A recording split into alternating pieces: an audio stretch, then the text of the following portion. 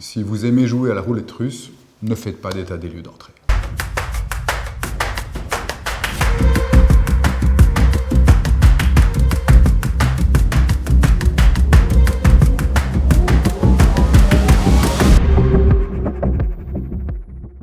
Déjà, les choses sont claires, hein. Si on n'a pas un état des lieux d'entrée précis, ou si on n'a pas d'état des lieux d'entrée du tout, la loi dit qu'à la sortie, l'État sera réputé comme étant égal à ce qu'il était à l'entrée. Donc, il est clair que c'est hyper important de réaliser un état des lieux d'entrée clair, précis, je dirais professionnel.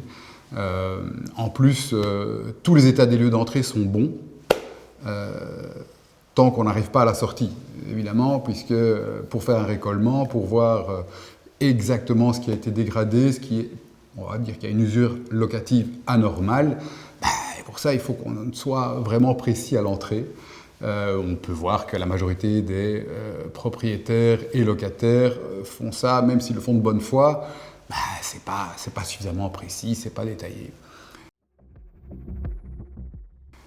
D'où à la sortie des gros soucis pour valoriser et en plus pour pouvoir déterminer après quel est le coût de quoi et de qui et de qu'est-ce bonjour quand on n'a pas l'habitude. Donc ça c'est vraiment c'est l'horreur.